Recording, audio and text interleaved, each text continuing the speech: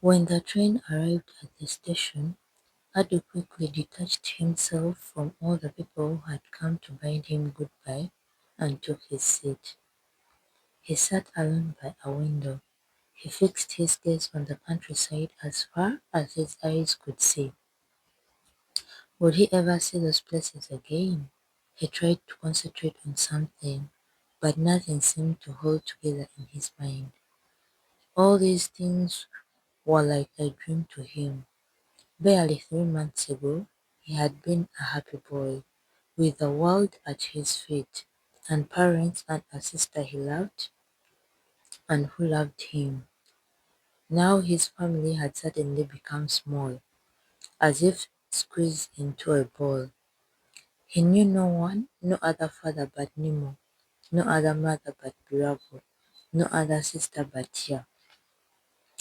Now he had to spend the rest of his life with no father, a mother he'd dreaded, a sister who was a stranger to him, and a town he wasn't familiar with. Who was this woman? He feared Goma and would rather have gone somewhere else, but he had no choice. He was not aware of the train pulling out of the station. When he came to himself, they were deep into the journey. Trees and shrubs close to the rails whisked past. He detached himself from the inside world and glanced quickly at Kuma and her daughter. The silence was depressing. Why hadn't they said a word to him all through the journey? He looked at Amma, the girl who could not quite connect with her mother. She looked different physically and her friendliness was unmistakable. When Adu looked their way, Amma moved from beside her mother and joined him, as if she was waiting for that. It's a beautiful place out there, Amma said, pointing at the passing scenery of cultivated farms. Adu just nodded. He knew the girl was trying to draw him out, but he wasn't sure he wanted that. Have you been to this place before, Adu? Adu shook his head but kept quiet.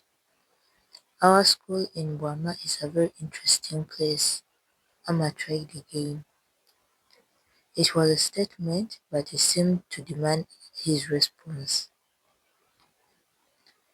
He recognized the girl's attempts and gave up his resistance. Which class are you? Adu asked. Then remembering that Amma had told him some time ago, he added, I've forgotten what you told me the other time. Class 5, Amma said, and our teacher is a miss, the only miss in the school. What's her name? Miss Becky Annan.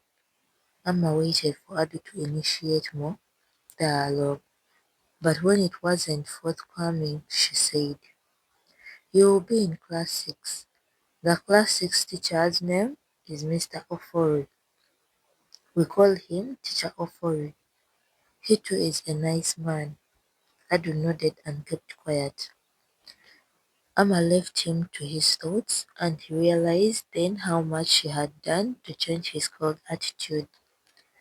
Amma had given him something to look forward to at least. School life in the town and the interesting teachers. Goma had so many goods. With her that she hired some boys at Burma station to help carry the items to the house. As they passed by all the houses, Adu tried to look around the town. The first thing that struck him was its neatness. The whitewashed buildings lined the main road that seemed to divide the town in two. Joined to this main road were tiny streets that led into suburbs. There were many old buildings. An old town, Adu observed. He saw people looking at them. Others were waving at Amma, who waved back. In an open space, On his left he saw a chief's palace. He could tell it was a palace by the decorations and shrines in the compound. Someone was beating on the talking drums, the drums that carried messages to people. He saw the market square. Some people in the market stopped and gaped at them. Soon they got home. Ado took time to survey the family home that he had once overheard his father and auntie growing over. Part of it had fallen and been converted to a large chicken coop. The sight of fowls playing about in the small compound gave him warm feelings, reminding him of Susa. There were 3 big rooms in the house and a small one. He was told that the small one was his. In Susa, he used to share the same room with his mother and sister. Amma lived with her mother in one room. That night, before he went to bed, his auntie paid him a surprise visit. She told him what his duties were in the house. She didn't like lazy people, she told Adu. She talked about him joining Amma at school that week. When she left, Adu was such Adu was sure he didn't like her. Still there seemed to be a wall between them. He feared her. The first 6 months in Burma passed by slowly and sadly for Adu. He found himself part of the town. He found a place in the home of his auntie's family. He became an accepted pupil at the Burma Primary School, and he found himself a friend. One of the people who had come to see them on Adu's first day of arrival was a woman who very much reminded him of one of the women back in Susa. She was short and dark, with 2 tribal marks on both cheeks. A gap in the middle of her upper teeth made her look cheerful when she talked. Everybody in the community called her Anand's mother. Her son, who was 3 years older than Adu, was the perfect was the class prefect in Adu's class. His mother's real name was Mansa. This woman had a secret in her heart that she would reveal one day. Adu and Anand became friends a few days after he arrived. Anand took him out one evening to show him interesting places in the town. Anand stammered slightly, which made him a slow talker, but he was very intelligent. He was the top boy in class in all the exams. That was what won him the position of class prefect. Their teacher, Ofori, whom Ado had also begun to like, often referred to Anand as an example of an obedient and clever boy. One afternoon, Anand showed him around town and they ended up at the chief's compound, where a traditional dance was in progress. Do they dada dance like that in Susa? Anand stammered. No, I've never seen this before. You will see a lot of it here, all, almost every Saturday, Anand said.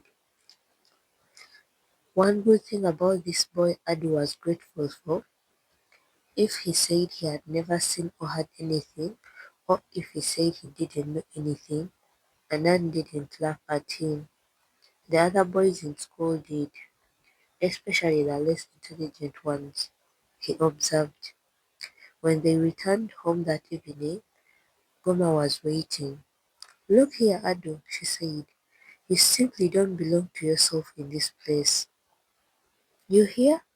Where were you? Auntie, we were watching the dance at the chief's palace. You should never go anywhere without letting me know. You're a stranger here, and I don't like any fool in Guama to come and insult me because of you. Adu retired to bed that evening feeling confused. It was not what his auntie had said that bothered him, but the way she had said it. For some time now, his auntie had seemed to pick on him for the slightest thing he did, things he often did back in Susa without any problem.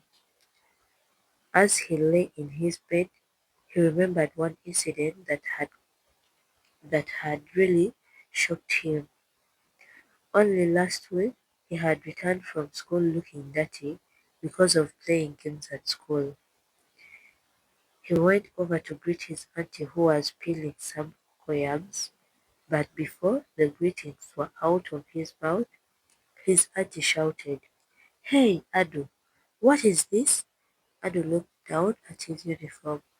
"We played games at school today, auntie," he had explained.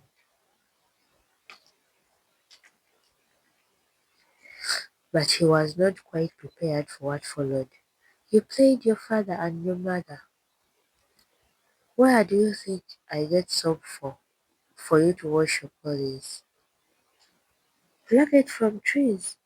"Right, then, this weekend ask me for soap." She resumed the peeling of the cocoyams.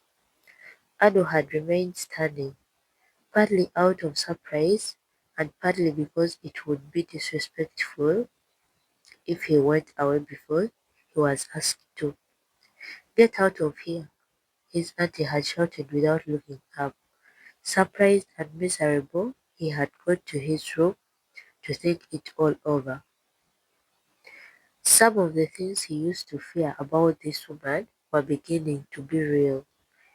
She had a strong inbuilt hatred of him, a hatred that was linked to his father.